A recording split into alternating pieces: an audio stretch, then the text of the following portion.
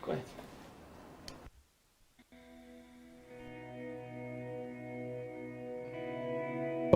어둡습니다. 이 어둠이 언제 거칠지는 모릅니다. 우리에게 희망은 남아 있습니다. 대한민국을 다시 한번 위대하게. 새벽당이 이 어둠을 밝히겠습니다. 한강의 기적이 있었듯이 다시 한번 위대한 대한민국을 32번가의 기적 새벽당이 만들겠습니다. 비례정당은 32번 새벽당. Make South Korea Great Again. 대한민국을 다시 한번 위대하게. 4월 15일 여러분의 한 표가 기적을 만들 수 있습니다. 이리 오너라 정책을 보자 꼼꼼하게 따져라 올바른 공약. 정책은 꼼꼼히, 투표는 꼭꼭 반드시. 정책을 보고 투표를 행사하세요. 아, 나 미치겠어. 나. 누가 저런 식으로 막판에 아니 옆에 남자를 놓고 태극기를 놓는 저런 말 같지 않은 경우가 있어 도대체. 아 진짜 기분이 되게 나쁩니다. 네. 저는 좋습니다. 저는 절대로 남자를 좋아하지 않습니다. 저도 남자를 좋아하지 않는데 선배님은 선배님으로 좋아합니다. 이게 선배님 센파이 막 이런 거 생각나는데 갑자기? 일본어를 못해서. 이거 모르는 척하네. 센파이가 선배 일본말 아니에요 또. 또 예. 그런 게 있습니다. 일본 영화를 보다 보면. 선거 공약. 선거 공약? 하나씩 볼까요? 예. 알겠습니다. 저희 새벽당의 선거 공약을 하나씩 보도록 하겠습니다. 자, 1번 한미동맹 강화. 원래는 반중 친미라고 제목을 정했는데 네. 우리 위원장님이 제목을 좀 바꿔야 되겠다. 네. 왜 바꾸라고 했는지. 네. 반중 친미의 선구자께서. 네. 왜냐면 이건 이제 공약인데 공약에서 너무 세게 나가잖아요. 그러면 나중에 협상을 할 때 어떤 그 유도리를 발휘하기가 어렵습니다. 그래서 일단은 이렇게 해놓고 협상할 때는 세게 나가야죠. 그래서 그런 공격의 여지를 남겨두기 위해서 했고 한미동맹 강화 자체가 반중이에요. 네, 그렇기 때문에 일부러 그렇게 일단 용어를 약간 순화시켰습니다. 그리고 또 한 가지 혹시라도 중앙선거관리위원회에서 통과를 안 시켜줄까봐 네. 네, 약간 눈치 본 것도 있습니다. 그렇게 바꾼 게 몇 개 있습니다. 네, 그런 게 있습니다. 네, 됐나요? 자, 통과. 그럼 두 번째, 사드 배치 증강. 사드를 배치를 더 해야 된다라는 말이죠. 뭐 10회에서도 말씀하셨지 않습니까? 당연히 있죠, 저요. 네. 네. 왜 사드 배치를 증강해야 되는지 약하게. 사드 배치를 증강해야 되는 이유는 지금 미중 패권 경쟁이 일어나면서 미국이 지금 한반도에 군사력을 강화시키려고 합니다. 군사력을 강화시켜야 되는데 군사력을 강화시키게 되면은 미국이 제일 먼저 지금 고려될 게 미사일 기지 배치예요. 네. 그거는 북한의 미사일 공격, 그 다음에 중국의 미사일 공격에 대한 방어 때문에 그런데 그거를 하기 위해서는요, 미국이 제안하기 전에 우리가 먼저 선제적으로 제안을 해야 되기 때문에 그랬던 거예요. 네. 물론 지금 좀 타이밍을 많이 놓쳤습니다. 문재인 정권이 안 했기 때문에. 네. 한데 저는 지금 타이밍을 놓쳤지만 아직 안 해 있고 네. 만약에 하게 된다면 예전에서도 얘기했듯이 이 사드 배치를 굉장히 저희가 전략적으로 필요하다는 지역에다가 놓으려고 합니다. 예를 들어서 동쪽에는 울릉도에다가 배치했으면 하고 그건 우리가 독도 영유권을 확실히 갖기 위해서 하는 거고 남쪽으로는 이어도에 배치를 하는 방식으로 필요하면 세멘트까지 부어버리겠다는 게 제 생각이죠. 오. 네. 인공섬을 만들어 버리겠다는 겁니다. 남중국해에 중국 애들이 깔아놨는데 우리랑 못할 거 없잖아요. 그리고 이어도를 깔면 제7광구가 우리께 되고 그리고 우리의 그 배타적 경제 수역이 넓어지면서 우리의 그 해역이 바다 영토가 넓어집니다. 그리고 그 지역이 일본의 대마도 그 다음에 중국 영토 사이에 끼면서 우리나라가 이 공해상으로 해서 바깥에 태평양으로 나갈 때 유일하게 나갈 수 있는 게 제주도 이어도를 통해서 나가는 방법이에요. 지도를 보면 그렇습니다. 그렇기 때문에 그 지역에 대한 그 우리 해로를 확보하기 위해서도 제주도와 이어도는 전략적으로 굉장히 중요하기 때문에 이어도의 바다 영토를 넓히기 위한 목적으로 거기다 또 깔아야 된다는 거. 그 다음 서쪽도 우리의 서쪽 바다를 더욱더 넓게 영토 확장을 하기 위해서 그 경렬 비열도 이쪽에다가도 깔아야 된다고 제가 생각했죠. 그렇게 함으로써 미국이 원하는 그 주한미군 방위 및 분담금 그 요구하는 증액 그 부분을 이걸로 메꿈으로써 미국도 좋고 우리도 좋은 윈윈 정책이 될 수 있는 그러한 이유 때문에 사드 배치 증강을 그때 주장했죠. 자, 세 번째. 한미일 공조체계 강화, 지소미아 복구. 앞쪽에도 뭐 얘기했으니까 한미 그런 건 알겠는데 지소미아 복구 얘기하면서 지금 이번에 없었던 일본이라는 얘기가 나왔네요. 네. 이건 왜 그렇습니까? 왜? 예, 위원장님 만드셨지 않습니까? 아니 이런 내가 다 얘기할게 그냥? 네네. 알았어요. 예. 그 지소미아를 해야 되는 이유는 아까도 얘기했듯이 미사일과 또 관련이 있습니다. 사드 미사일 기지를 배치해 놓는 거는 방어적 차원에서 지금 하는 건데 이게 미국의 태평양 함대가 이 한반도 안으로 들어왔을 때 북한이라든가 미국의 그 중국에 의한 미사일 공격을 당하게 되면 그냥 속수무책으로 당할 수 있습니다. 그러니까 거기다 방어 시스템이 필요한데 미사일 기지를 만들었다고 해서 끝나는 게 아닙니다. 미사일 기지가 만들어진 이후에도 무엇이 필요하냐면 상대방이 공격할 때 미사일을 빵 쏘지 않습니까? 그럼 그 상대 미사일을 쐈다는 걸 우리가 정보를 캐치해야 돼요. 그래야 그 정보를 캐치해서 우리가 방어 미사일을 쏩니다. 그러기 위해서는 정보를 서로 교류할 필요가 있는데 사실 그 인공위성이라든가 그 북한, 중국에 대한 그런 첩보 이런 것들은 일본이 굉장히 뛰어납니다. 따라서 우리가 그 일본과 한일 군사정보 교류협정 같은 거, 즉 지소미아죠. 이런 걸 맺어놔야 북한이나 중국이 선제적으로 미사일 공격을 하면서 전쟁을 도발했을 때 우리가 빨리 이거를 감지하고 그 대응을 할 수 있는 시스템이 만들어집니다. 따라서 우리가 이런 것들이 아무리 한반도 안에 군대를 증강시키고 탱크를 많이 갖고 전투기를 많이 보유한다 하더라도 이러한 그 레이더를 통한 방어 시스템을 갖지 못하면 이게 무용지물이 돼요. 그렇기 때문에 그러한 부분에 있어서 한미일 그 공조 체계는 굉장히 중요하고 지소미아 복구야말로 현재 우리나라의 국가 안보를 지키는데 굉장히 중요하기 때문에 이번 우리 그 선거 공약에 집어넣게 됐습니다. 네. 아이고. 그 다음에 대한민국 건국 이념 재건. 이건 한번 말씀해 주시죠. 왜 자꾸 인상을 쓰세요? 내가? 예, 오늘 준비를 오늘 내가 다 하는 거예요? 네. 야, 알겠습니다. 오늘 이거 다 얘기하면 현기증 나겠는데? 네. 자, 그러면은 대한민국 건국 이념 재건 얘기하는데 이거 뭐냐면 지금 문재인 정권이 얘기하는 게 상하이 임시정부 이야기를 많이 하는데 뭐 상해 임시정부도 정부는 정부입니다. 그런데 임시정부예요. 근데 그 국가라는 게 만들어지려면 국민, 영토, 주권 이 세 개가 갖춰졌을 때 우리 비로소 국가라고 얘기합니다. 그 국가를 다스리는 기관이 정부예요. 근데 문제는 우리는 그때 당시에 한반도가 식민지 상태에 있었기 때문에 국민도 없습니다. 한반도에 있던 국민들은 그 당시 일본 제국의 식민으로 돼버렸어요. 영토? 없지요. 왜? 네. 그 영토는 또 일본 제국이 가져갔어요. 네. 주권이 어디 있어요? 이미 다 날아간대. 그렇기 때문에 임시정부입니다.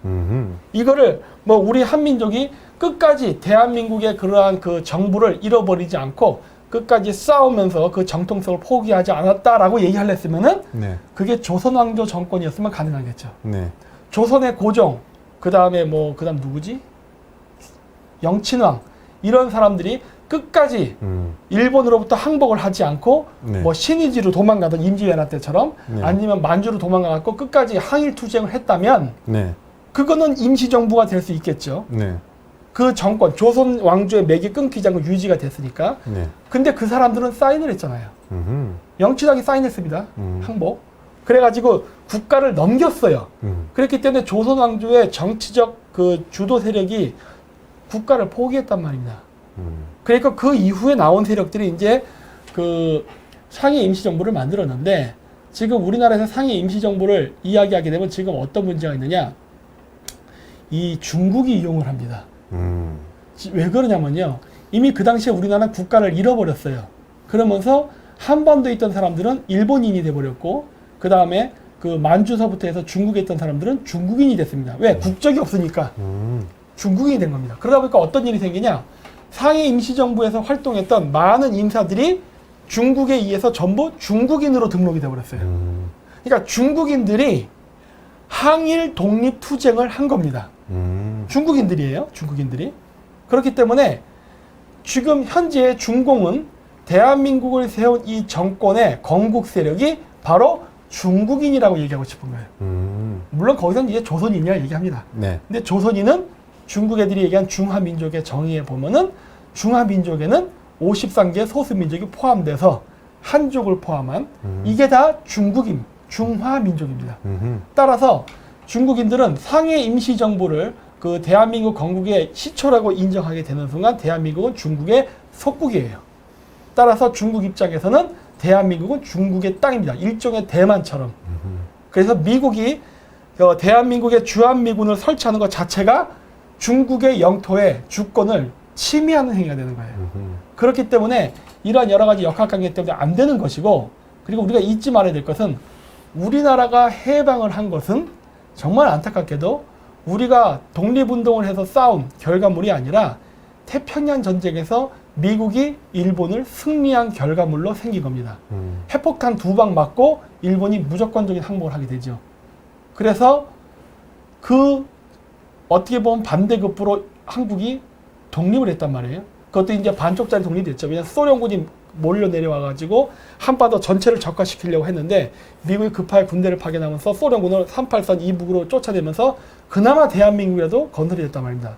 이게 나중에 이승만 대통령을 중심으로 한 현재 대한민국의 그 건국인데, 이거를 인정하지 않는다는 건요, 실질적으로 반미 친중이라는 것과도 또 연결되어 있어요. 맞습니다. 그렇기 때문에 우리는 자유민주주의를 국가의 통치 이념으로 하기 때문에 자유민주주의 국가 통치 이념으로 하는데 중국인이 세운 나라의 그 속국으로서 우리가 된다는 건 말이 안 되죠. 왜? 중국은 공산주의 국가니까. 따라서 우리는 1945년이 우리나라의 건국 연도입니다. 예, 상하이 임시정부는 말 그대로 임시정부예요. 네. 이걸 인정해주게 되면요, 지금 타이완 북쪽에 있는 고산족 원주민들이 있습니다. 네. 대만으로부터 독립하려는 사람이 있어요. 네. 그 정부도 정부입니다. 그리고 이란, 터키 이런 데 있는 쿠르족 임시정부도 정부가 되는 거예요. 신장 위구르 자치주에서 독립운동하는 사람들도 임시정부가 되는 거예요. 근데 안타깝게도 국제사회는 그거를 정부로 인정 안 합니다. 명칭은 여러분들이 쓸 수 있어요. 하지만 국제사회는 인정이 안 돼요. 그걸 아셔야지. 이 부분은 네. 역사고 네. 위원장님 전문 부분이기 때문에 네. 위원장님 하시는 게 맞고요. 네. 예, 그리고 위원장님이 설명을 잘 하시기 때문에 네. 위원장님이 하시는 게 맞습니다. 그러면 제가 이걸 넘기는 건 제가 하겠습니다. 자, 5번. 그리고 5번. 읽는 걸 제가 하겠습니다. 좀 알겠습니다. 쉬십시오. 네. 5번. 자국민 우선주의 코리아 퍼스트. 네. 네. 자국민 우선주의. 뭐 별거 없습니다. 이거 보면 아시잖아요. 자국민 우선주의다. 여기서 보면 국민. 네. 그 지금 좌파 정권이 들어서서 지금 바꿀 때 어떻게 바꾸냐면요. 이걸 사람으로 바꿉니다. 국민이란 단어를 사람으로 바꿔요. 그러니까 뭔 차이가 있느냐예요. 국민과 사람의 차이. 네. 불법 외국인도 사람입니다. 사람이지. 네. 그렇죠? 우리 같은 한국인도 사람이에요. 네. 사람 중심, 사람이 먼저가 되게 되면 어떤 일이 발생하느냐? 북한 사람이, 북한 공작원이 중국으로 들어가서 중국 국적을 취득해서 네. 한국에 들어서 간첩질을 해도 그 사람도 사람입니다. 일단 사람이에요. 네. 근데 우리가 국민이라는 걸 강조한 이유가 있어요. 왜냐, 국가의 3대 요소가 국민, 주권, 영토라고 영토. 했는데 국민이 왜 그건 거기다 사람, 주권, 영토라고 하지 않고 왜 국민이라고 했냐는 거예요. 국민. 네. 사람이라 쓰면 되지. 근데 사람이라 쓰지 않는 이유가 뭐냐면 국민, 그 나라의 사람입니다. 그 나라의 사람이라는 거는 그 나라의 국적을 가진 사람이에요. 네. 그럼 그 국적을 가진 사람은 무엇을 하느냐? 3대 의무가 있습니다. 네. 그 국가를 지탱하기 위한 3대 의무. 그게 뭐? 납세, 근로, 네. 국방의 의무. 그렇죠. 납세, 근로, 국방의 의무예요. 이 세 가지를 하지 않은 불법 이민자, 중국 공안 간첩, 뭐 이런 사람들 있잖아요. 우리나라 침투에는 이런 사람들도 다 사람이라고. 그렇기 때문에 이거를 명확히 구별하는 거라고요. 그래서 국민이라고 얘기해야 돼요. 네. 그래서 자국민 우선주의라는 건 바로 이렇게 우리나라에서 태어나서 의무 교육도 받고, 그 다음에 국방의 의무를 충실히 그 수행하고, 네. 그 다음에 이제 직장을 잡고 일을 하면서 세금을 낸 사람들, 이 사람들이 먼저고, 그 외에 뭐 다른 나라에서 전쟁에서 난민이 왔다던가 뭐 이런 거 있잖아요. 이런 사람들은 그 다음이에요. 네. 그거 당연한 거 아니에요? 우선순위. 우선순위에서 당연한 거 아니에요, 이거는. 네. 네. 근데 지금 우리나라 지금 어떻게 돼 있죠? 이게 반대로 돼 있죠. 네. 네. 그러니까 이런 건 안 된답니다. 네. 그래서 세금을 내고 의무를 충실하는 사람들을 우선 대우해 주는 게 뭐가 잘못됐어? 네. 이건 굉장히 옳은 거고 정당한 겁니다. 네. 그래서 다음 얘기해 주시면 제가 옮기겠습니다. 네. 다음 얘기하시죠. 네. 다음. 네. 네. 그다음 기업주도 청년 일자리 창출. 네. 자유경제주의니까 그냥 이거는 조금 넘어가시죠. 아니, 조금만 얘기할게요. 예. 그 기업 주도라는 말을 썼는데 그 이유가 뭐냐면 지금 이 정부 갖는 게 정부 주도입니다. 예, 정부주도 일자리 창출이죠. 여러분 정부 주도를 해서 창출할 수 있는 일자리가 뭐가 있을 것 같아요? 있습니다. 이번 선거관리위원회도 가보니까 하는 거. 아르바이트생. 프린트해서 서류 갖다 주기. 네. 그 다음에 그 멍 때리고 서 있기. 네. 네, 그 다음 가끔 휴지 줍기. 네. 뭐, 그 다음에 이렇게 너무 할 게 없으니까 눈치 보면서 자주 걸어 다니기. 네. 뭔가 일을 하는 것처럼. 그 군대 들어가면 그런 거 있습니다. 그 한 달에 한 번씩 대청소를 할 때가 있어요. 부대 막사를. 그럼 맞습니다. 그러면은 이게 딱 보잖아요. 누가 2등병인지 바로 알 수 있어요. 어떻게 하는지 아십니까? 어떻게 해요? 뛰어다닙니다. 아, 이거 옛날 군대 다니는 사람들 알아. 아, 저도 뛰어다녔습니다. 왜 뛰어다니는지 아세요? 솔직히 2등병이기 때문에 뭘 해야 될지 몰라. 네. 그렇다고 해서 가만히 철을 자세 하고 서 있으면 나중에 욕을 먹거든요. 넌 왜 네. 아무것도 안 해? 그러니까 네, 빠져 있어. 뭔가를 해야 될 것 같은데 뭘 해야 될지 모르겠고 하니까 어떻게 해? 막 뛰어다녀요. 땀을 뻘뻘 흘리고. 그러면 사람들이 보고 아 쟤는 뭔가 누가 시켜서 일을 하나 보다고 터치를 안 합니다. 네, 그런 게 있어요. 그래서 막 뛰어다녀요. 그래서 이제 제가 이 얘기를 한 이유가 뭐냐면 기업이 하지 않고 정부가 주도를 하게 되면요. 그 만들 수 있는 일자리가요. 예를 들어서 뭐 사법고시를 패스하던가 이런 공무원 시험에 패스를 해서 진짜 좀 직급 있는 공무원이 되지 않는 이상은 정부가 일자리를 창출할 게 없어요. 국가 경쟁력을 감퇴시키는 일자리를 창출하겠네요. 거의 그러니까 쉽게. 그죠. 정부 관료로서 필요한 직책은 일종의 대기업에서 입사 시험을 보듯이 이미 채용 시험을 보잖아요. 네. 5급 시험, 7급 시험, 9급 시험. 이거 외에 정부 주도로 채용할 수 있는 건 비정규직밖에 없어요. 네. 근데 또 문제는 뭐냐? 그렇게 해서 사람을 뽑아본다 아까 얘기했듯이 할 일이 없습니다. 할 일이 없고 그리고 그거 자체가 정부 세금으로 운영돼요. 그러다 보니까 국민 세금이 그만큼 많이 지출이 됩니다. 그래서 이거 별로 도움이 안 되고 결국 기업 주도를 해야 되는 이유가 뭐냐면 기업이 사람을 뽑을 때는 기업이 사람 왜 뽑습니까? 사람 뽑을 때. 일 시키려고 뽑는 거죠. 그쵸. 일 시킬 때인데 네. 기업이 사람을 뽑을 때는요. 돈을 더 벌 수 있으니까 사람 뽑습니다. 네. 아, 한 사람 더 뽑으면 내가 그만큼 더 이익을 벌 것 같다. 네. 그래서 뽑습니다. 그래서 기업이 사람을 뽑을 때는요. 사람도 고용을 창출함과 동시에 플러스 기업의 이윤도 같이 올라갑니다. 이윤이 안 나는데 사람을 뽑는 기업은 없어요. 맞습니다. 지금 불황이니까 아무도 안 뽑잖아요. 네. 이윤이 남기 때문에 기업이 사람을 뽑는 거예요. 그러면 고용도 창출되고 기업이 이윤이 더 상승하니까 세금도 더 많이 냅니다. 맞습니다. 이게 윈윈 효과죠. 당연하죠. 네, 그렇기 때문에 당연히 청년의 일자리 창출은 기업 주도가 돼야지 절대 정부가 주도돼서는 안 된다.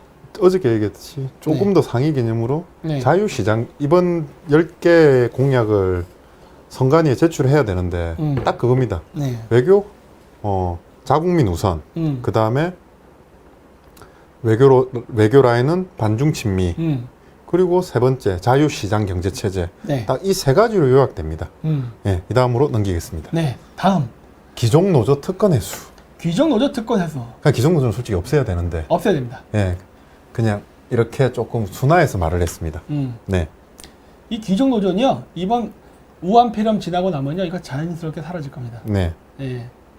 4차 산업으로 넘어가거든요. 네, 이게 사라져요. 네. 다음 네. 법인세 감세 및 증세 철회. 어떻게 보면 친기업적인 거죠. 그렇죠. 네, 법인세를 감세하고 증세도 좀 철회시켜줘야 되는 이유가 이게 왜냐면 이게 그 무한 경쟁 시대입니다. 네, 맞습니다. 그래서 삼성과 현대가 한국에서 만들어진 기업이라 하더라도요 얼마든지 따라 나갑니다. 네, 얼마든지. 왜? 지금은 세계화가 됐기 때문에.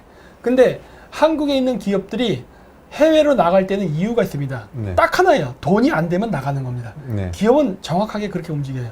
네. 그래서 우리나라에서 그 사업을 하는 기업들, 특히 대기업이나 다국적 기업들은 우리나라에서 사업이 해서 돈이 돼야 됩니다. 네, 그래야 안 나가요. 그러니까 안 나가야 그 기업들이 고용을 창출합니다. 네, 그렇기 때문에 지금 뭐 베트남도 있고 여러 가지 그 신생 그 산업 국가들이 성장을 하면서 그 우리나라 현대나 이런 기업들을 지금 데려가려고 하는 이 와중에 아까 얘기했던 노조 같은 애들이 자꾸 임금 인상, 그것도 합리적으로 해야 되는데 합리적이지 않은 방법으로 임금 인상을 요구한다던가, 그리고 이제 그 기업의 환경을 갖추고 사업하는 환경을 자꾸 세금 인상을 통해서 어렵게 하면요 이 사람들 떠납니다. 떠나면 우리는 일자리가 날아가는 거예요. 노조 같은 경우에 항상 공격하는 얘기가 있습니다. 네. 기업 공격할 때 기업 공격할 때 이제 뭐 일자리 더 늘려라, 네. 아니 뭐 비정규직 늘려라, 네. 뭐 마음대로 장난치지 않습니까? 네. 그럼 기업에서는 사람을 늘려도 이익을 못 내는데, 네. 그리고 계속 그 임금 올려달라, 떼쓰지 않습니까? 그러면서 항상 공격하는 게 사내 보유금 써라. 사내 보유금 너 왜 그렇게 많이 비축해두냐. 네. 이번에 주가가 떨어졌을 때 그나마 회사가 방어를 했던 데가 이제 미국 같은 경우는 구글이었는지 모르겠는데 정확하게 회사 이름 기억이 안 나는데 사내 보유금 비율이 높은 곳이 그나마 방어가 됐습니다. 네. 아닌 곳에서는 주식이 한없이 떨어졌습니다. 네. 그는 회사 차원에서 방어 차원에서는 어쩔 수 없는 부분이거든요. 당연하죠. 네, 그런 거 가지고 이제 기존 노조는 그렇게 얘기를 하는 겁니다. 아, 나 임금 올려줘. 그러면 회사에서는 돈 없다. 네. 그러면 뭐 무슨 얘기 합니까? 사내 보유금 써. 그럼 회사 경기가 안 좋을 때 어떻게 하라는 겁니까? 그렇죠. 회사 망하라는 얘기입니다. 그 안전자금이에요. 네. 누구나 여러분들 그 뒷주머니에는 비자금이 있지 않습니까? 그 꽁쳐놓는 돈. 그게 있어야 나중에 그 예상치 못했던 사태가 발생했을 때 그거를 가지고 회사를 버티는 거예요. 지금 이런 상황. 네. 이런 예상치 못한 이런 상황. 근데 사내 유보금을 다 써버리면 이런 상황이 발생했을 때 바로 회사가 확 쓰러집니다. 네. 그래서 그걸 막으려고 하는 건데 그걸 없애라는 거는 진짜 말도 안 되는 소리죠, 그거는. 우리나라 법치주의지 않습니까? 회사의 주인은 주주입니다. 네. 노조도 주주를 가지고 있으면 주인이 되겠죠. 네. 그러면 어떻게 하냐면 경영자 입장에서는 사내 보유금을 이제 그 노조의 말처럼 그렇게 써버리면 임금으로 써버리면 어떻게 보면 회사의 주주들한테 배임죄가 성립됩니다. 그렇죠. 그렇게 성립될 수도 있는 부분입니다. 그런 때를 쓴다는 겁니다. 네. 대한민국은 그렇죠. 이 부분에서 큰 문제입니다. 네, 다음 보시겠습니다. 네, 다음. 네. 상속세 감세 혹은 폐지. 이거는 반드시 해야 됩니다. 지금 굉장히 시간이 없어요. 이건 사실 지금 당장에서 해야 될 법안인데 왜 그러냐면은 우리나라가요 지금 현행법 상태로 상속세가 유지가 되게 되면은 우리나라의 중산층이 급격히 몰락합니다. 얘네들은 이 법을 만들 때 마치 대기업을 겨냥한 양 얘기했어요. 물론 대기업도 겨냥이 되어 있습니다. 중국 기업 살리고 한국 대기업 무너뜨리게 하는 그런 것도 있어요. 예를 들어서 그 우리나라에서 세계에서 가장 많이 팔리던 콘돔이 네. 우리나라 회사였던 거 아십니까? 지난번 방송에서 본 것 같습니다. 라텍스인가 하는 그 네. 회사. 그 대한민국의 자랑스러운 회사였죠. 근데 왜 웃으세요? 왜요? 콘돔이라니까. 아니 콘돔이 이게 죄예요? 아니 물건 파는 게 죄야. 네네. 이런 자본주의 사회에서 그런 마음을 가지면 안 갑자기 됩니다. 웃겨가지고. 웃기기는 마음이 네네. 마음이 음란합니다. 음란해. 자, 근데 다른 게 아니라 그 회사가 상속 문제 때문에 넘어갔어요. 이게 얼마나 말도 안 되는 소리입니까? 우리가 그걸 갖고 있었어야 되는데 상속 문제 때문에. 자, 이 얘기를 왜 하느냐면 기업이 이렇게 외국에 넘어갑니다. 일대 기업주가 죽게 되면은 넘어가요. 지금 얘네들이 유니더스입니까? 예, 죄송합니다. 얘네들이 지금 노조들이 왜 자꾸 그러세요? 뭐 자꾸 웃어 얼굴 빨개지고 자꾸 홍익인간이 되는 거 보니까 진짜 수상한데? 왜 그래요? 죄송합니다. 음란마귀가 들었습니다. 방송사고가 오늘 첫 선거운동 선거 날인데 네. 시청자분들 죄송합니다. 괜찮아요. 혈기왕성한 남자가 그럴 수 있는 거지 뭐. 네네. 네, 다 이해합니다. 낙태는 네. 빨간 거 말고 뭐. 다 이유가 있다고 저는 봅니다. 네.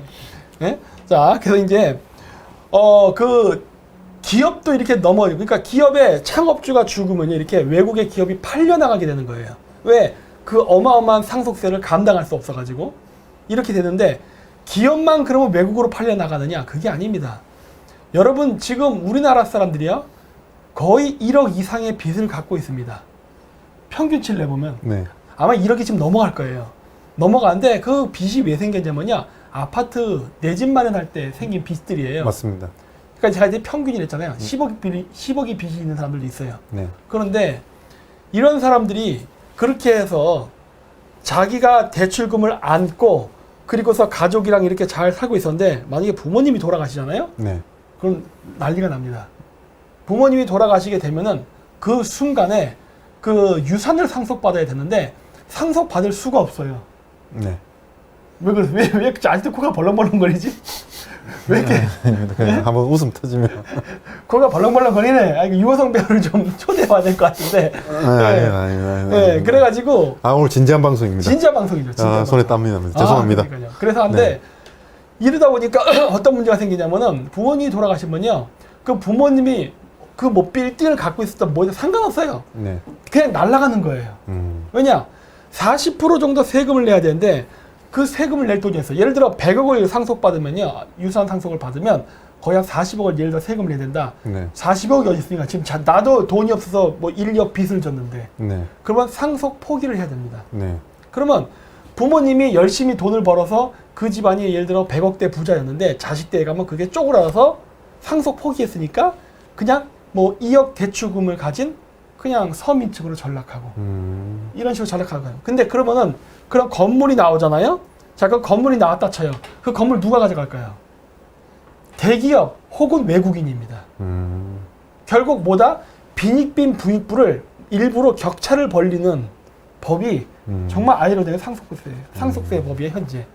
이게 말로 할 때는 뭐 빈부간의 격차를 줄이기 위해서 만들었다는데 천만에 만만해. 이거는 중산층을 몰락시켜서 서민층을 만들면서 빈부간의 격차를 오히려 증가시키는 악법이 지금 현재 상속세입니다. 네. 그리고 선진국으로 갈수록 바로 이러한 문제. 선진국이란 건 중산층이 두터워야 선진국이에요. 중산층이 두터워야 세금을 많이 내기 때문에 그 세금을 가지고 여러 복지에도 쓰는 거거든요. 그래서 중산층을 많이 보유해야만 그게 선진국이 되는 건데 이렇게 해서 중산층이 몰락하는 문제 때문에 선진국에서는 상속세를 제로로 안 받는 경우까지 있단 말이에요. 맞습니다. 네. 근데 많습니다, 우리나라는 이렇게 선진국에서. 한다는 것 자체가 이게 문제가 너무 많습니다. 그래서 저희는 이거 상속세를 폐지 혹은 감세를 해야 된다고 지금 보고 있어요. 네, 그러니까 이제 영국에서는 뭐 구도회사가 300년, 400년, 네. 유산 만드는 회사가 300년, 400년. 네. 왜냐하면 상속세가 없기 때문에 그렇죠. 가업이 계속 이어질 수가 있는 겁니다. 예, 이상입니다. 다음 보겠습니다. 네. 자, 이건 제가 할게요. 그래요? 네. 네, 이거는 제목을 인터넷 댓글 국기 달기 운동이라고 하는데 왜 그러냐?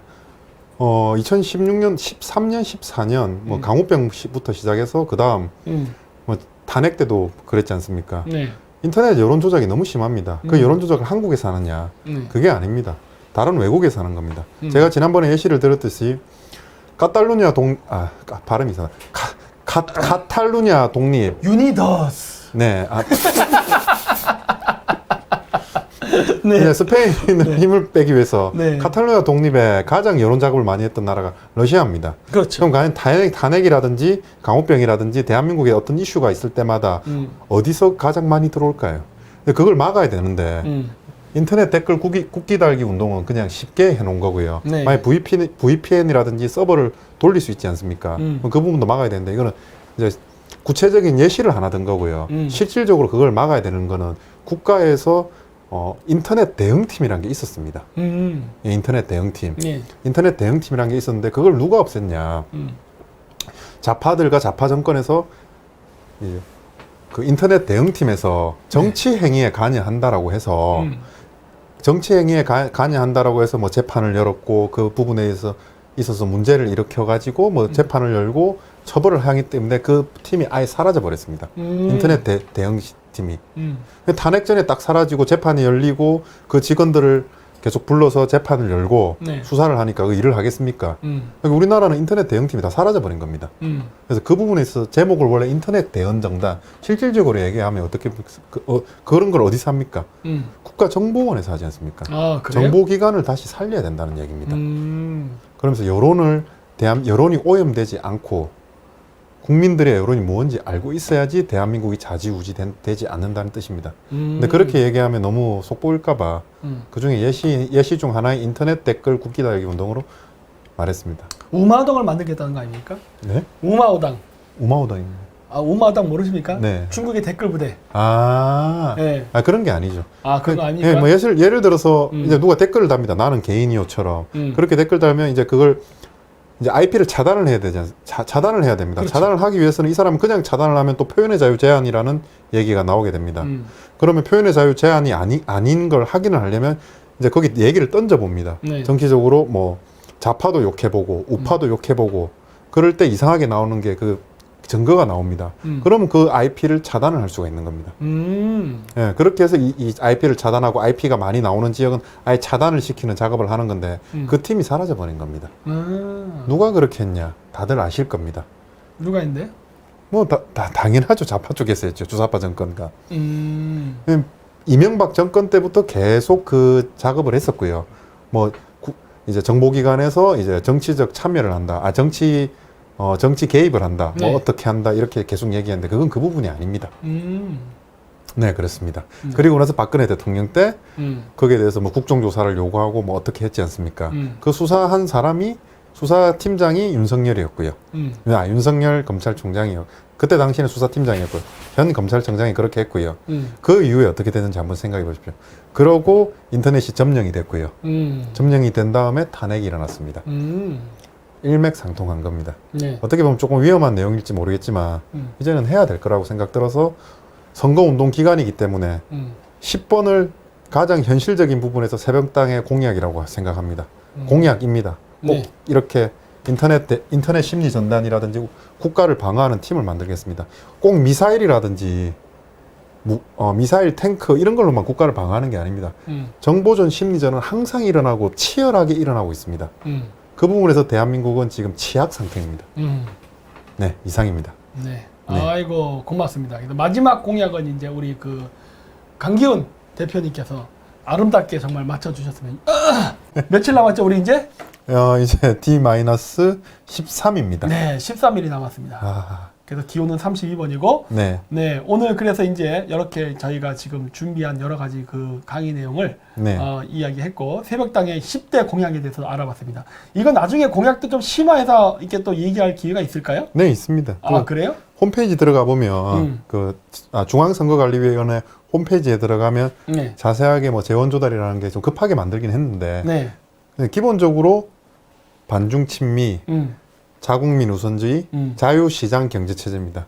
거기서 18개, 20개, 뭐 30개 다 만들 수 있는데 네. 거기서 기본적인 거 10개만 달라고 해서 그것만 넣은 겁니다. 아, 그래요? 네. 알겠습니다. 우리가 이제 이거는 뭐 저희 뭐 강령이라든지 아니면 우리가 추구하는 자유시장 경제체제, 뭐 반중 친미 그 부분에 대해서 통일돼 있는 거고요. 근데 국회에 들어가야 되는 이유에 대해서는 뭐 지난번에도 말씀 많이 하셨지 않습니까? 그렇죠.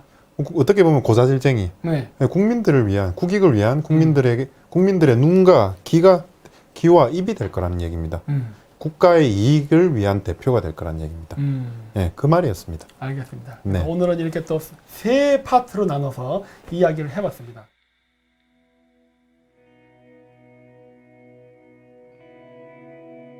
어둡습니다.